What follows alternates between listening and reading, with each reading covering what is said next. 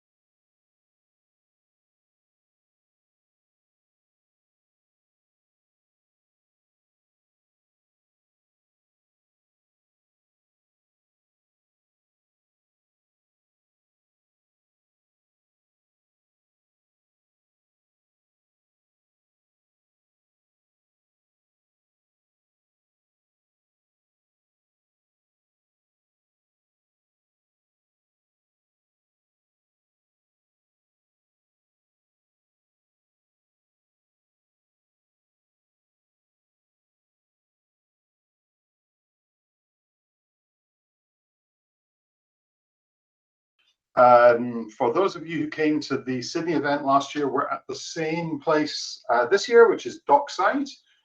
And for Melbourne, we've got a brand new venue, which is the beautiful Plaza Ballroom. So that's really is a bit of a step up from the last time. We've got that new stuff is going to be included with this venue. What's it called again? Oh yes, Oxygen. It was so packed the last time. We're definitely going to help remediate that problem this time. So 191 Collins Street in Melbourne. So as per last year, or last event, I should say, we are running a VIP event in the hour coming up to when the main doors open. Okay, so if we just want to pop on down there. Okay, let's just start from the top. The VIP. Yeah, we'll just talk about the ticketing in general. There's 3 parts. There's setting up your stand, and we advise that you get in there very early to set up your stand and have it looking amazing. And then the next part is the VIP, which is from 5 to 6. And then the next part is the main event, which is from 6 o'clock onwards. From 6 o'clock onwards is when the 1,000 people arrive. From 5 to 6 p.m., it's only about 100 people, quite intimate. And then before that, it's just the sponsors setting up, right? So as many of your employees can register for the main event based on allocations. If there's someone in your team that is on the wait list for Melbourne and they're struggling to get in, just ping me and I'll release the ticket from the wait list. But in terms of the VIP event, what we recommend is that we have 2 people behind your stand, but then additional VIP people that are actually networking with the people in the room. Because not everybody might come to your stand. Some might, some might not. So by you not having people roaming around networking, you might miss an opportunity to network with someone that you want to network with, right? So as part of the sponsorship package, you get 2 standard tickets for the people standing behind the stand.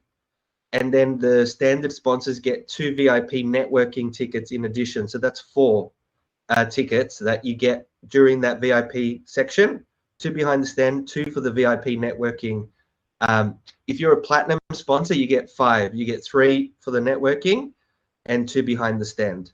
Now, the other interesting thing about the VIP is that obviously I'm going to be inviting a whole bunch of people from the Beerops network and I'll tell you the profile of person that I'm inviting to come and attend this Beerops VIP. So it could be the head of technology for Telstra. It could be the CTO of enterprise company X, right? So they're all pretty senior folk within the enterprise space. I'm probably not inviting like the head of sales of a product company or the VP of sales or something like that. Typically, senior tech folk within enterprises are the types of people that I'm personally inviting. Stephen's inviting to come and attend. Now, as a sponsor, one of the perks of being a sponsor is that if you have network within that realm and you want to invite them, you're welcome to invite them. Those type of invites do not count towards your VIP allocation, right? Your VIP allocation are for your staff members in your company. You might have a friend in company X that you want to invite to the VIP, and as long as that they fit that persona, you are welcome to send them the link and you are welcome to send them the password. One of the questions is we ask them who referred you. So then we have a record of who referred. So if the VP of sales of a product company says such and such, so please don't send that invite to that profile if that's okay. Unless it's your VP of sales and you're using one of your allocated spots, then that's perfectly acceptable because that's your allocated spot and you can give it to whoever you want. Because that's your allocation, right? And if you don't use all your allocations and you got a spare allocation, within your slot that you want to give it to someone, that's fine. They're your allocations, but those ones are limited. The additional are those persona types. So with the sponsor tables, do you want to talk about that? So all sponsors are given a standard trestle table with a tablecloth over the top. If you want to bring your own tablecloth, you're more than welcome. So if you've got branded tablecloths, feel free. These trestle tables, you've seen them 1,000 times if you've done the events before. It's nothing special. They're about sort of 1.6, 1.8 wide or thereabouts. Allocated sponsor floor footprint. Obviously, it varies by venue. Some venues are bigger than others, but it's approximately 2 meters square. I think Melbourne is a little bit bigger this time, but just to give you an idea, it's approximately 2 meters square. And regarding power availability at your table, it would be a rookie mistake to expect power. There may be power sockets close by. In fact, dockside people who've been there before, the pillars right down the center of the room all have power sockets. But that's not the sort of event that we're talking about here. It is a networking event. So it's not about death by PowerPoint. Can I get some PowerPoint screens up to be able to brainwash people? So please do just keep that in mind. You can bring your own power with you. If you really want to get a screen up, you can bring your own power with you via a portable UPS. They are inexpensive on Officeworks or whatever. But just let us know before you make any decisions around about that, because depending on where you have chosen your table, there may very well be power available for you. But please, like with all these things, do not count on power being there. Do not count on Wi-Fi being there. Bring your own. Chances are you're going to be okay, but bring your own with you anyway. So rely on nobody else. Okay, so with regards to the all-important sponsor table selection, so everybody should have received multiple notes from Amanda with a link onto our Google shared folder, the sponsor information request form. So in there, you will be able to see the floor plans for both of the venues. Okay, so please do have a dig. And if it's not obvious where that is, I'll maybe pass over to Amanda in a few minutes just to answer any questions. So sponsorship table selection. Okay, let me preempt something from everybody who've not been to these venues before. You're going to be asking us what the best tables are in there. Okay, so we don't sell product. I'm a DevOps contractor by day. So I'm not sure, whether you should be taking your advice from me, but we will gladly, like on the dockside floor plan, I'll gladly point to the window which has got Darling Harbour in front of it. I'll gladly point to where the bar is, although it should be clearly marked on the floor plan. I will make sure that you understand where people are going to be coming in from. And where the actual stage is. So when we're on stage doing the prize giveaways or whatever, obviously there'll be quite a lot of people looking over that direction. If that's something that you're interested in getting your table next to, then you can feel free. So we will give you those indicators as we get to them. Okay, so with regards to sponsor table selection, to review the floor plans and give us your top 5 selections for whichever states you are sponsoring. So all of the floor plans have got area numbers, or just the tables have been numbered. Give us your top 5. We want to give everybody their first choice. In the event of a clash, as in 2 people are looking to get the same table, then we need to have some criteria. So obviously, we are giving preference to our premium sponsors. So that's the platinum. So if there's a standard and a platinum requesting the same top choice, we will be giving it to the platinum. We're going to be prioritizing basically on platinum paid sponsors, premium sponsors paid first of all, platinums unpaid because everybody signed a contract, and then standard sponsors who have paid, and then standard sponsors who have not paid yet. So what is the moral here? Obviously, but please make sure that you speak to your accounts people to get your invoices paid if they have not been so far. It's really important. You'll give yourself the best possible advantage. Okay. So that's the table selection preference there. If you want to bring some pull-up banners, as I mentioned, there's 2 square meters, roughly speaking. If you want to put a couple of pull-up banners behind you, you are more than welcome. There's no problem there at all. Gerhard, do you want to go down a little bit? Encouraged. You should be bringing pull-up banners. Yeah, absolutely. And obviously make sure that all of your messaging, I know it's maybe cutting it a bit fine now, make sure that your messaging is at the top of the pull-up banner, which makes it more easily visible when it's pulled up behind the table. Hopefully that makes sense. Yeah, and the one thing is the venues do provide a standard tablecloth, but it's very standard tablecloth.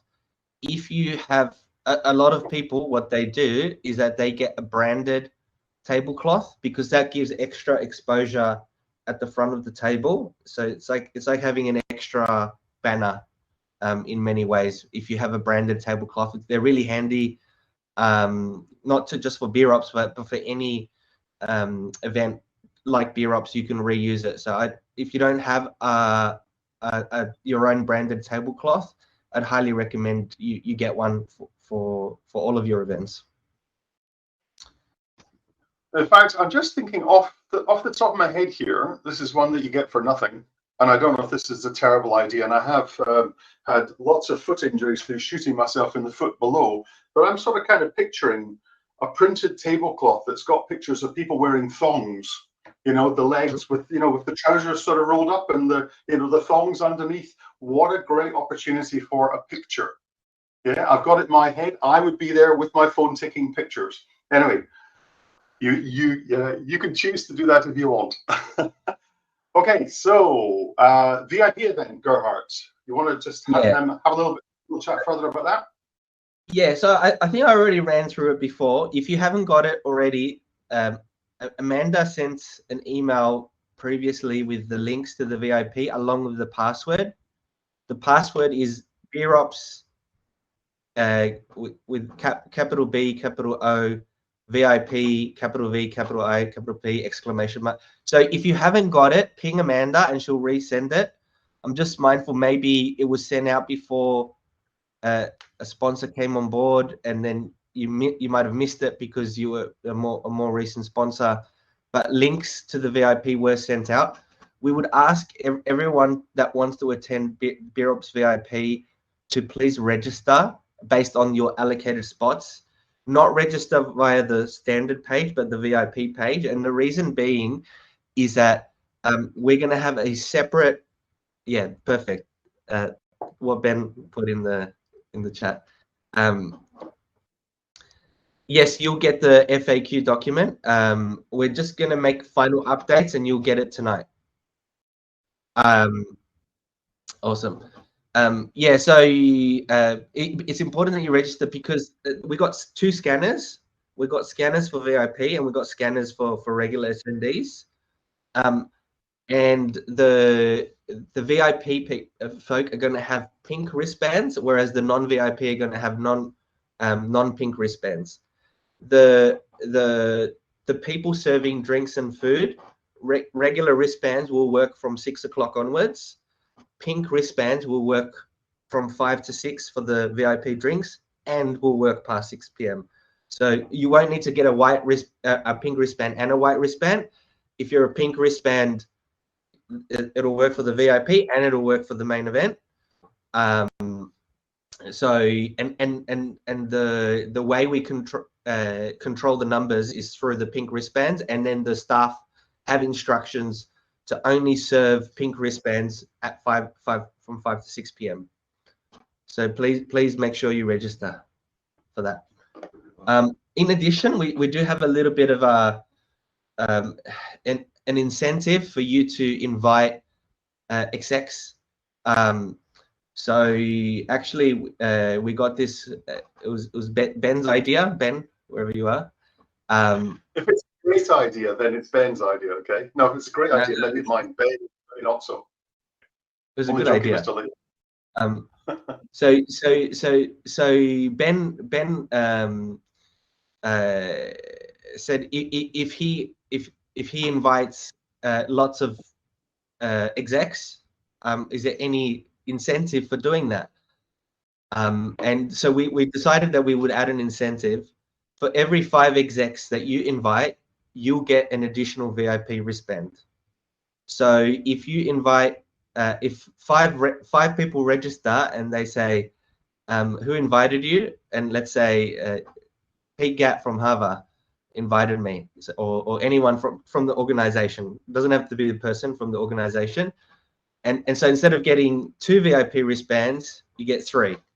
If he invites 10, instead of getting 3 VIP, gets four wristbands for Harvard employees, right? So it's an extra incentive to invite the execs, just so, because we want to make it fun for the execs. Because the thing is, we want to provide a platform where they can go and network with their peers as well. So we want enough execs in the room where it's not the ratio of sponsor to exec isn't 50-50. Ideally, if we have a ratio of 2 execs to 1 sponsor, it'll be nicer. So the more execs we can invite, the better. I've got a big list of execs that I'm going to invite. So there's definitely going to be quite a few already, but the more the merrier. We have a pretty big list, actually. We're just, sorry, Gerhard, we're just in the process of finalizing a sort of marketing artifact which summarizes all of the execs who attended the last event. And this, yeah, it's looking very, very, very shiny. We'll give it a little bit of a polish. There's probably a couple of hundred, maybe a bit less, a couple of hundred execs in there with their levels of seniority, all the rest of that stuff. So what we may do is just pop that out once we've finished off polishing up the FAQs. So you'll receive a copy of that in the next day or so. I think it might be useful if you are marketing to your execs in your network, saying, hey, you got to come along. Have a look at the list who was there the last time. They may see their peers in there. The FOMO sort of thing. It should be a powerful thing for helping to twist their arm a little bit if they're in 2 minds. But yeah, sorry, Gerhard. No, it's a good question. I didn't think about that from Trevor. Will we see the VIP attendance list so we don't double up on invitations? It's a good point. I don't know how easy it will be to manage, because it's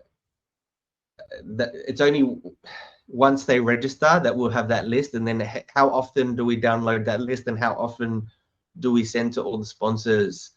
Do you know what I mean? So I sort of think that if an exec gets invited by 2 different people, it's not a big deal. They just feel extra important. And who gets the referral? Whoever they put in the sheet, because when they register, it says who invited you as one of the questions. So the person who reached out first, that person is obviously going to say, this person invited me. Mr. Van Kalken's also mentioning that they'll probably let you know if they've already been invited as well. So that'll be useful. Yeah, that's true. Yeah. I'm wearing glasses. And Ben wants to know if there's a special prize for the most VIP invites. You're gonna have to beat me. You're gonna have to beat me too, Ben, because I'm inviting quite a few. So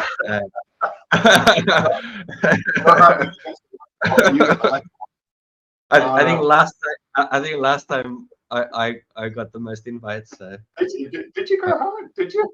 Did you? Yes, I did. Up for debate, Gerhard. Up for debate. Where's that news all? I think out of the sponsors, you invited the most, though, Ben. Yes. Anyway, moving along. So microphone. A lot of people ask, are we doing prezos and microphones and things like that? It's not. That's not this type of event, because the thing is, I was at an event the other day, and it had all these execs in the room, but all that happened is for 2 hours, it was just presentation after presentation after presentation, and there was literally no time to meet anybody, because all everyone was doing in the room is watching presentations. and everybody said, "Oh, I wish we could network with people in the room." So the thing is, if we gave everyone time for presentations, the whole night will be presentations and nobody will be networking. So the beauty of Beerops is that it's a networking event. We don't do presentations, so people can actually chat to each other. So people have that time. Because if you in conferences, when everyone's sitting in a room looking at a screen, no one's talking to each other. So the Beerops is a pure networking event. However, what I will say is that we will give people microphone to present their prizes. So if you're doing a prize competition and you grab the microphone, you can say, "Hey, we're that's your 10 seconds of fame sort of thing on the stage in front of 1,000 people with the microphone when you're giving the prize." So we do recommend that you give a prize if you want some extra stage time. Also, the photographers are doing photos on stage for all the people doing it. So it's a sort of a lost opportunity if you don't have it. And it can be as simple as some sponsors go like really hard and they'll get a PlayStation 5 and they'll put it at the front on their table, and then everyone will come to their table because and everyone wants to win that prize.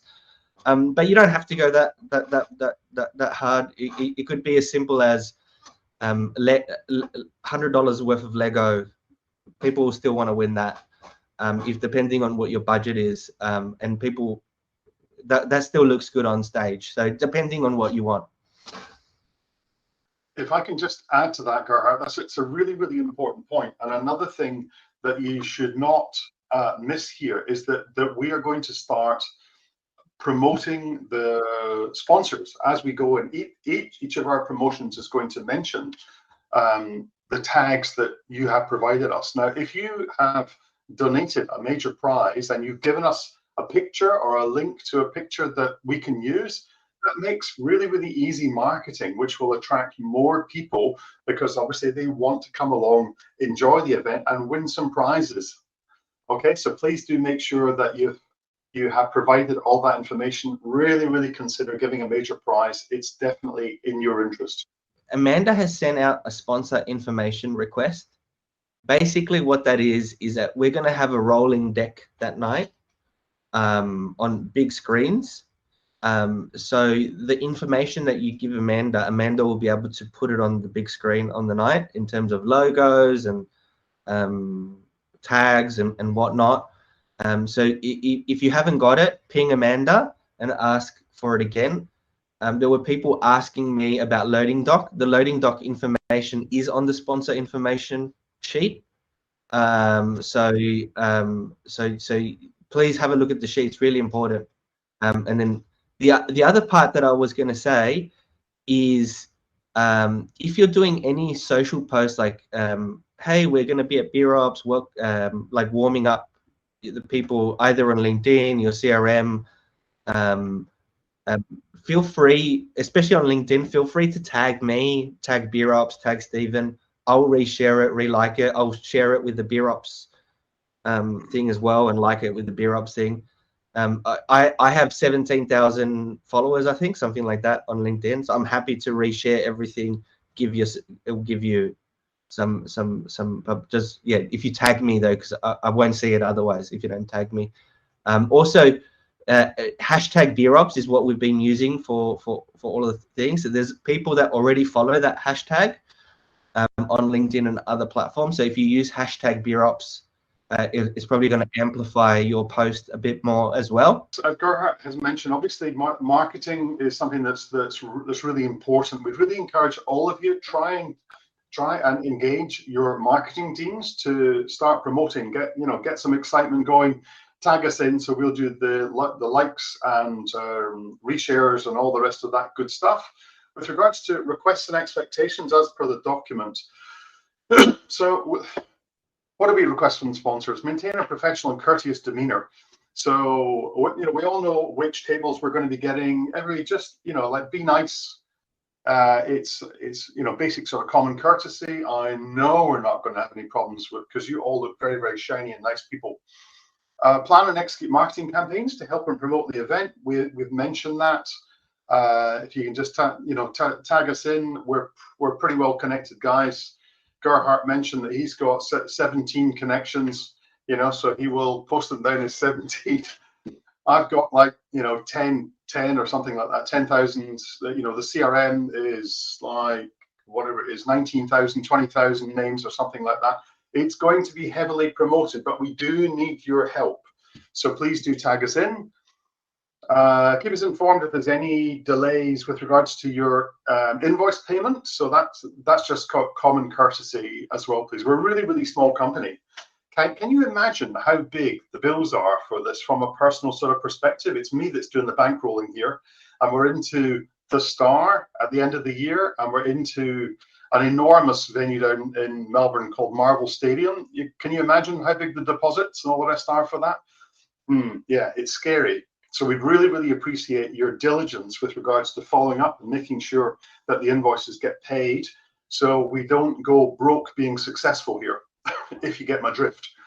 Okay, so nominate one team member to assist with the attendee registrations on the night. So maybe you're thinking, what on earth is this all about?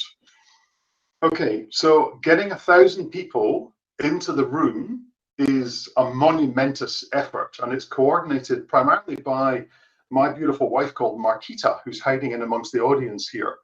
So to be able to facilitate the massive process that's involved with that, we need a big team of people to help. All of those people get to do the meets and greets when people are trying to get into the venue. So you get to view and badge up who is waiting in the line. Now, wouldn't that be really, really useful to make a first impression on these people and go, right, Mr. hypothetically speaking, CTO for our gender agnostic, Mr. CTO from Westpac. We should have a little chat a bit later. Get those meetings organized whilst you're actually in the queue, shaking hands and getting a badge onto these people. So we have requested in the sponsor information request form again that everybody just donates one person that you are not relying on to go around the room and do networking, because they're going to be helping to get the line in. Just one person is going to make all the difference to making all those first impressions and getting the event started. Get the people in the room so you can get on and do the networking earlier and get more value from the evening. So I should just add there, sorry, Stephen, because some companies are really small and they've got a very small team. This is not compulsory. This is if you've got a big team and there's someone keen to volunteer, they can be at the registration desk. The reason why it's good is because they can wear your branded T-shirt, bright branded T-shirt at the registration. So they're helping, as Stephen said, they're helping people get through, but you're getting brand exposure at the front when you're registering. So if you can donate more than one, if you've got a big team and you want to donate multiple people to help with the registrations, that's most welcome. I just want to add, it's not compulsory. If you have a small team and that team is dedicated to your booth and to networking, and you can't spare a person, then don't. This is not compulsory for you to suggest someone. But if you've got a big team, I would give multiple, not just one. None of this stuff is compulsory, as Gerhard says. You know, prize giveaways, it is not compulsory. Helping with registration, it's not compulsory, but we do tell you for the right reasons. You know, we do recommend that. So if you can help, that would be awesome. In the sponsor information request form, we have a section in there to actually name the person, give us the email address, give us the mobile number, so we can set up a WhatsApp group or whatever it is to be able to communicate with these people on the night. My screen just went to sleep again. There we go, we're back. Diversity and inclusion. There's one question. Will the volunteers get an event ticket? So they'll get a regular ticket, but we still ask them to register. But if the registration is full, just get them to join the wait list, and then I'll release them a ticket. So they'll definitely be able to get it. But definitely we want to register everybody, and on the night they can register themselves in and tag themselves in. But yeah, diversity and inclusion. Yeah, so this is big. I think there's a lot of feedback that we got that the word beer is more male. and some ladies get scared and they don't want to register because they think it's all men, right? So we want to change that perception. Actually, last year, 20% of the people that registered were female, which is, I think, above average for a meetup in terms of gender diversity. I'm not including the women in tech meetups that are obviously get much higher than that. Your standard, say, Docker meetup or .NET meetup or whatnot, probably doesn't get 20%. So I think we're doing pretty well in the diversity statistics. Now this year we're partnering with Tech Diversity, Women in Tech, Code Like a Girl. So Code Like a Girl are going to have a stand at the end of year Melbourne.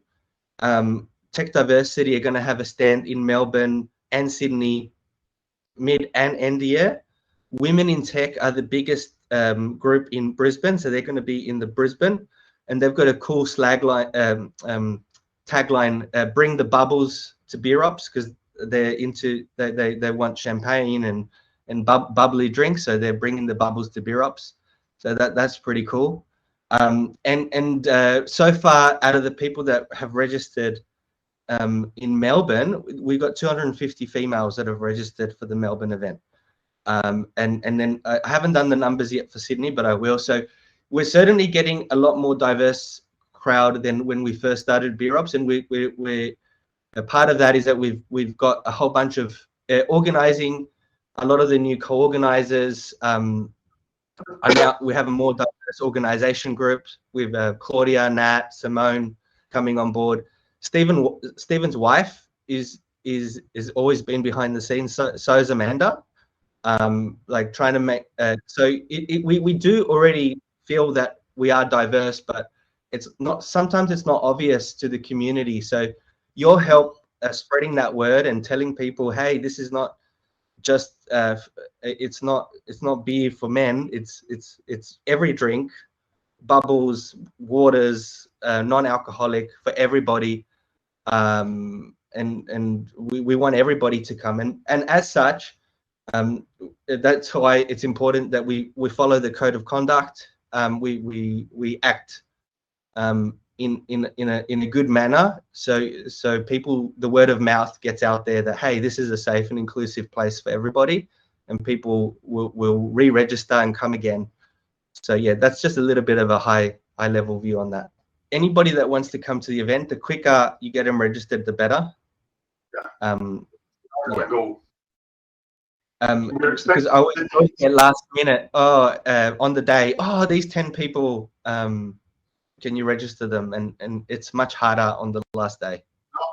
Melbourne's attendee tickets have already gone. If you need us to cherry pick, they need to go onto the wait list, as Gerhard mentioned. We are fully expecting Sydney to do exactly the same thing. If it's not by the end of this week, it'll be the beginning of next. So it's important to get a move on and do the promotion to the people that you care about, so they can definitely get the tickets sorted out. The VIP separate.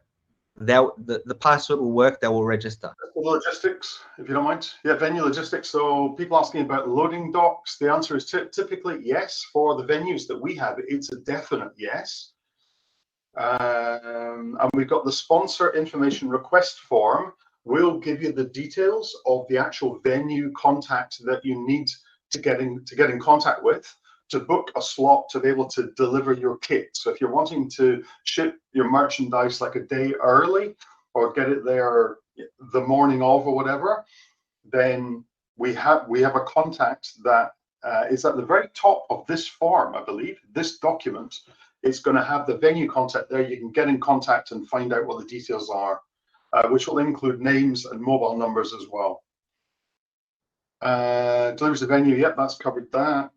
Secure storage, no venue has got an enormous safe that we can chuck everything into, but what most venues have got is somebody that works in security that manages the entrance into the building. So there's absolutely no guarantees given by anybody. It'd be very nice if they could provide all that, but they are going to give us best effort, of course. So on the day, bump in, bump out times, access to the venue is typically granted 2 or 3 hours before the main event. So this is, I'm just putting down, we don't actually give you any times there, which is quite terrible. So probably access to the venues is going to be somewhere between 2 and 3 o'clock in the afternoon. So that's going to be bump in time. That's the time that you're going to get in, get your tables all sorted out to make sure that you finish in time to be able to get your 2 pink wristbanded people over and mingling with the VIPs. The event, the VIP event starts at 5, as we've mentioned. The main event starts at 6 and goes through 9 o'clock. So that's when the event closes. The room is reset by 10 o'clock. Do the venues have Wi-Fi? The answer is yes, no, maybe. Never, ever, ever rely on anything. Bring it yourself. Just between you and I, yes, of course, it does have Wi-Fi, and we will probably have a password for you.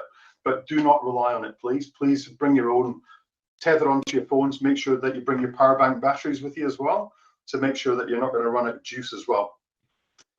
Attendee information. Every attendee receives a sticky badge with their name, basic details, name, company, job title. We are looking at slightly more sophisticated ticketing solutions. We're not going to be able to implement them for the mid-year event. We are looking to implement them at the end of year, which will mean that there's a lot more information captured on the name badge, which will make it easier for you to do leads capture, which is the next section. So the only method by which you can do capturing of leads, there's no electronic solutions other than collecting business cards, take pictures of name badges, connecting on LinkedIn, all the traditional ways. No RFID, nothing super sophisticated yet. Apologies. There's one thing that I would mention though, is that when each person registers to the main event, there's a disclaimer that's saying, by registering for this event, you agree to give your details to the marketing teams, etc. Right? So that's so post event, for all paid sponsors, we will be providing all paid sponsors with that list. That list, we do ask for their name, for their job title, for their company, for their email. Whether they give us their real title sometimes and real company, 90% of people do. There is a 5% of people that will put like chief cat herder or something like that, that they're a bit harder to identify. But I'd say 95% of people will put their correct title, correct company, correct name, correct everything.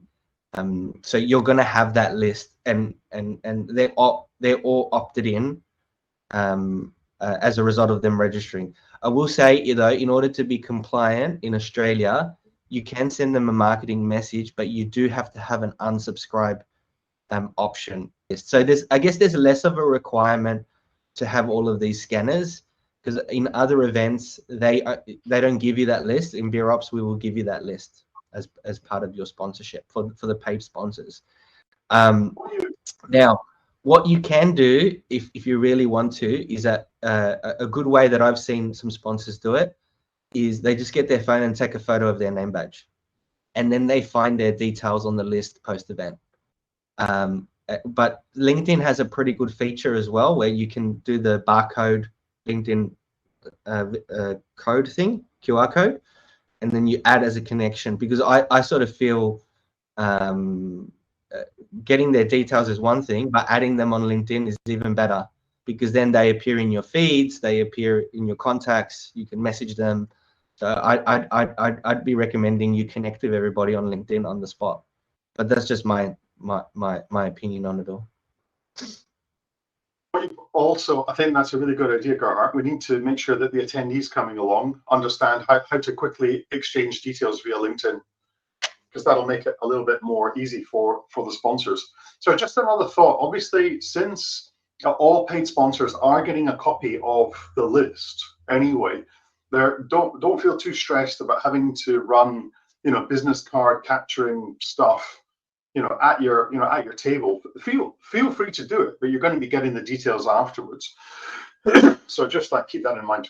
Like if you want to do like a little like a game of skill, game of chance or whatever at your table, to win an additional prize, and people have got to put their names down on some sort of marketing funnel, you can feel free. That's just how you're taking advantage of it.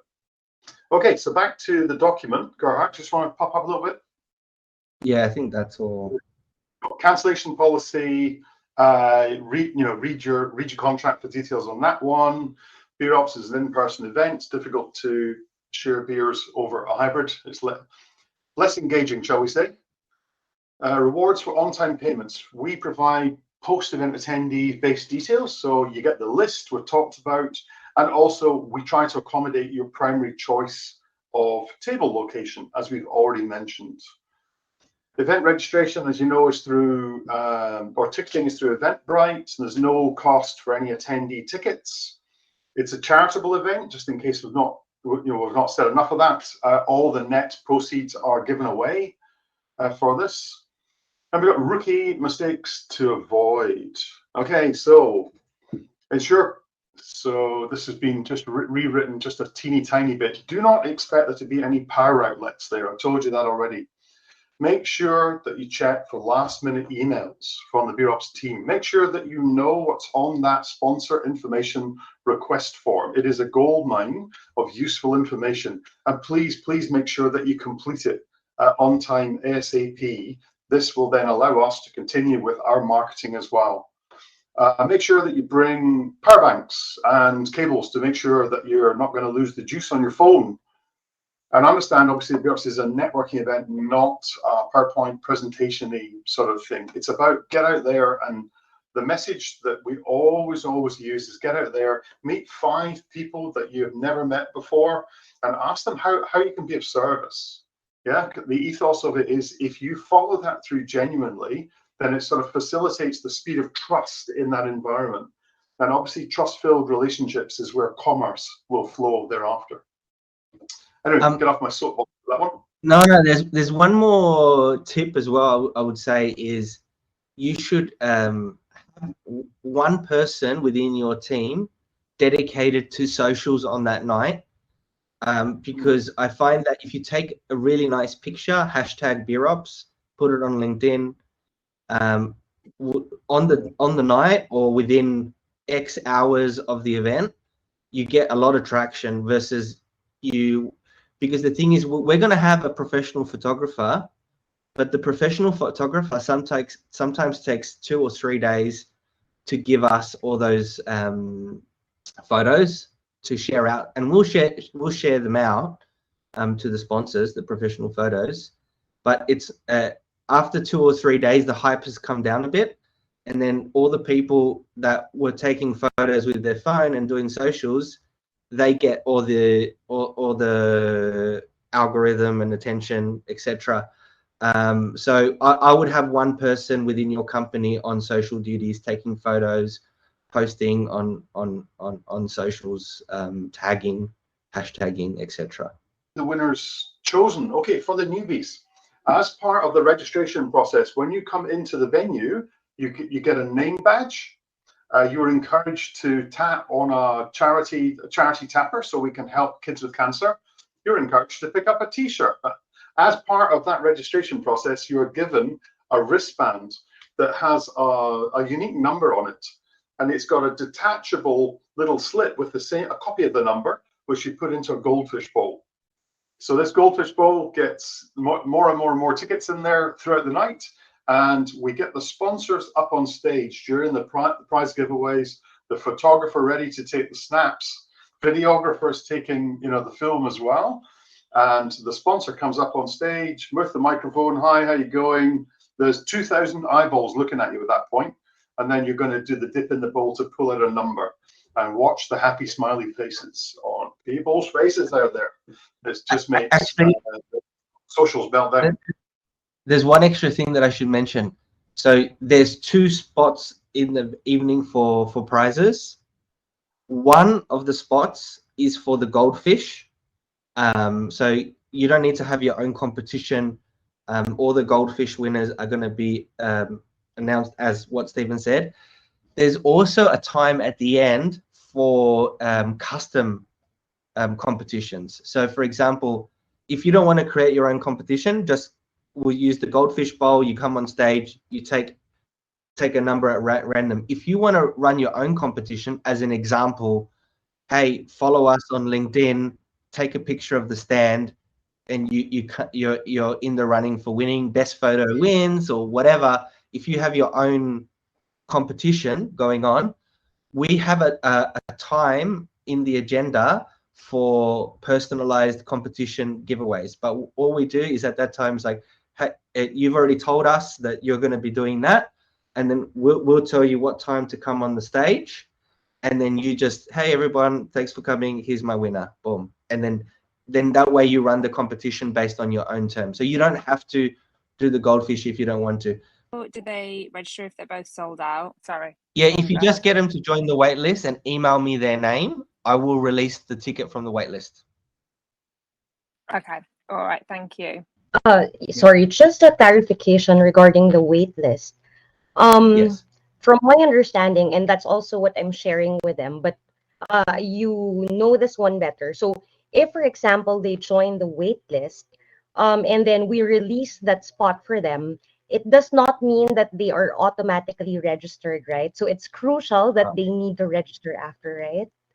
Good point. So basically, the workflow from Eventbrite is you go on the wait list, and I click release ticket. But what that does is it releases a link where you can register, and that link works.